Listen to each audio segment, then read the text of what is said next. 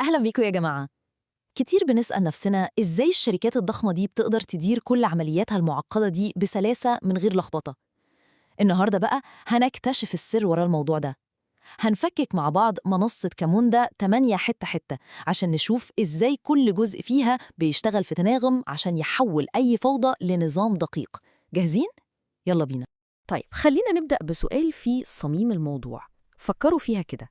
في أي بزنس النهاردة إزاي بنقدر ننسق بين كل حاجة؟ يعني الموظفين نفسهم والأنظمة والبرامج الكتير اللي بيستخدموها وكمان كل الأجهزة المتصلة بالشبكة. الموضوع أشبه بمايسترو بيقود أوركسترا ضخمة جدا. الحقيقة إن الموضوع ده معقد بشكل لا يصدق، ومن السهل قوي إن الدنيا تبوظ والفوضى تعم المكان. وهنا بقى بيجي دور كاموندا 8. بصوا، هي مش مجرد أداة واحدة بنستخدمها وخلاص، لا، دي منصة متكاملة. يعني زي ما تقولوا كده صندوق عدة كامل وشامل، معمولة مخصوص عشان تخلينا نقدر نصمم ونشغل بشكل أوتوماتيك، وكمان نحسن أي عملية معقدة من الألف للياء، سواء العملية دي بتشمل ناس أو أنظمة كمبيوتر أو حتى أجهزة. علشان نفهم القصة كاملة، أحسن طريقة هي إننا نمشي مع دورة حياة أي عملية بيزنس بالترتيب. يعني هنبدأ الأول بمرحلة التصميم، وبعدين نشوف إزاي العملية دي بتتنفذ على أرض الواقع. بعدها هنتعلم إزاي نراقبها ونحسنها، وفي الآخر خالص هنشوف إزاي بندير المنصة دي كلها. تمام قوي. يلا بينا نغوص في أول وأهم مرحلة، التصميم والنمذجة. المرحلة دي بالظبط زي ما المهندس المعماري بيرسم البلو برينت أو المخطط الهندسي للمبنى قبل ما يبنيه. هنا إحنا بنرسم الخريطة الكاملة للعملية بتاعتنا، بنحدد كل خطوة ومين مسؤول عنها وإزاي بتتم بالظبط.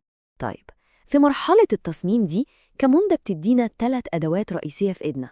أول حاجة هي الموديلر، وده برنامج الرسم بتاعنا اللي بنرسم بيه خريطة الشغل خطوة خطوة. بيستخدم حاجة اسمها BPMN، ودي ببساطة لغة رسم متعارف عليها عالمياً. فكروا فيها كأنها فلوت شورت بس متطورة ومخصصة للبزنس تاني. تاني أداة هي الفورمز، ودي بنبني بيها الشاشات اللي الموظفين هيستخدموها عشان يدخلوا بيانات أو ياخدوا قرارات.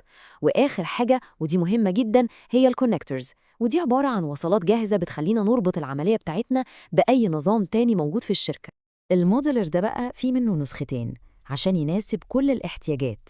في الويب موديلر، وده بيشتغل على المتصفح ومثالي جدا للفرق اللي عايزة تشتغل مع بعض في نفس الوقت، يعني كذا حد يشتغل على نفس الرسمة أونلاين. والنسخة التانية هي الديسكتوب موديلر، وده برنامج بننزله على الكمبيوتر، وده بيبقى الأفضل للمطورين اللي محتاجين تحكم أكبر أو عايزين يشتغلوا من غير إنترنت ويعملوا تعديلات تقنية معقدة ويختبروها على أجهزتهم. طيب، يبقى الخطوات عمليا بتمشي إزاي؟ الموضوع أبسط مما نتخيل. أول حاجة بنفتح الموديلر ونرسم خريطة الشغل.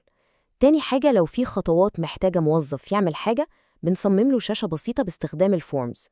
تالت وأخير حاجة، لو العملية دي محتاجة تكلم نظام تاني زي نظام حسابات مثلا، بنستخدم الكونكتورز الجاهزة عشان نوصلهم ببعض. وبس كده. وهنا بقى بتظهر واحدة من أكبر نقط قوة كاموندا، فكرة الربط دي. تخيلوا بدل ما المطورين يقعدوا أسابيع يكتبوا أكواد معقدة عشان يخلوا نظام يكلم نظام تاني، لا، مع الكونكتورز الموضوع بيبقى شبه إني بركب فيشة في كهرباء. الموضوع بيتم بسهولة وبسرعة. بنتكلم هنا عن توفير مش طبيعي في الوقت والمجهود. ودي يا جماعة مجرد أمثلة بسيطة عشان الصورة توضح. تخيلوا عملية موافقة على طلب أجازة، أول ما تتم يتبعت إشعار أوتوماتيك على سلاك، أو لما يجيلنا عميل جديد بياناته تتسجل لوحدها في سيلز فورس، أو مثلا عملية بتسحب ملفات من إيميل وتحفظها على أمازون S3 أو جوجل درايف، أو حتى عملية بتستخدم ذكاء OpenAI عشان تلخص تقرير طويل. كل ده ممكن يتعمل بسهولة جدا. الإمكانيات حرفيا ملهاش آخر. كده إحنا خلصنا مرحلة التخطيط والرسم. دلوقتي دي وقت الجد، وقت ما نحول الرسمة دي لحاجة شغالة على أرض الواقع. يلا بينا ندخل على المرحلة التانية، التنفيذ والتشغيل. دي بقى نقدر نقول عليها غرفة المحركات، المكان اللي كل حاجة بتدور فيه بجد. قلب كاموندا 8 اللي بيضخ الحياة في كل العمليات دي هو حاجة اسمها الأوركستريشن كلاستر. عشان نبسطها، فكروا فيه كأنه المايسترو بتاع الأوركسترا.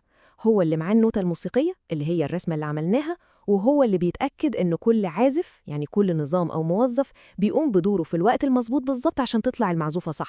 طيب، الكلاستر ده أو المايسترو ده جواه إيه بالظبط؟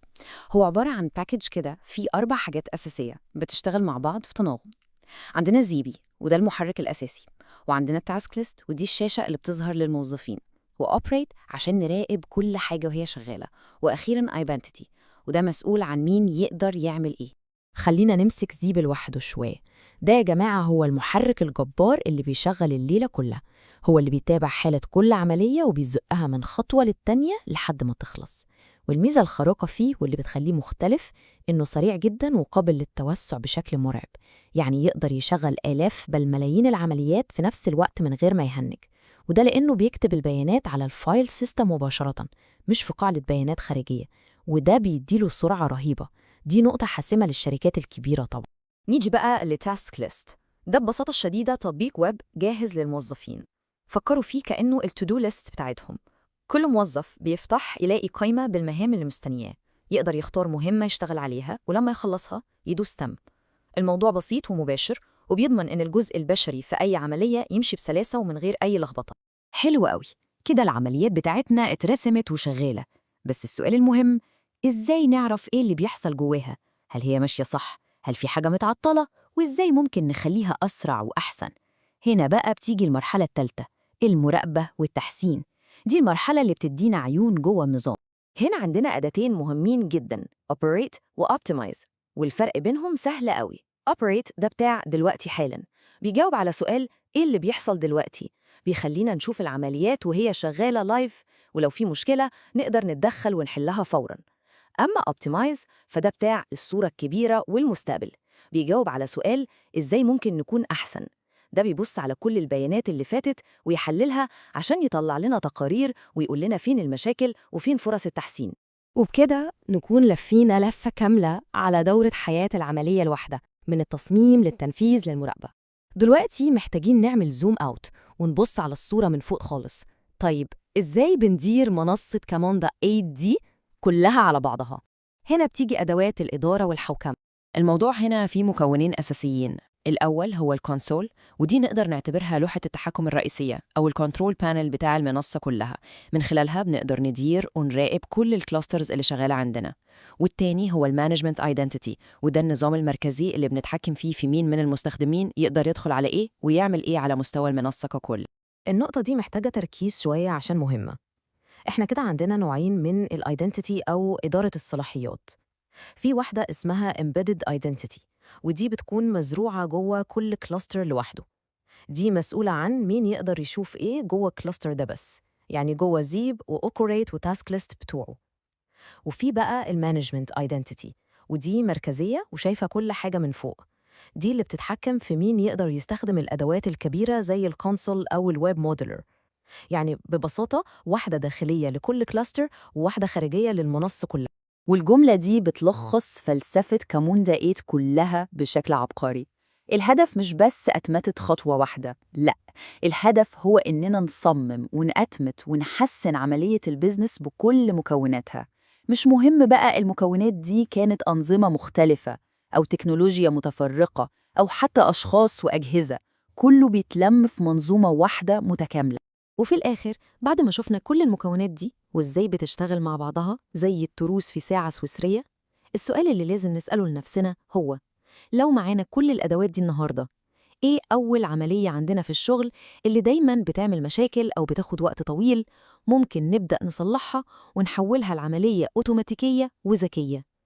التفكير في الإجابة لوحده بيفتح الباب لإمكانيات ملهاش حدود.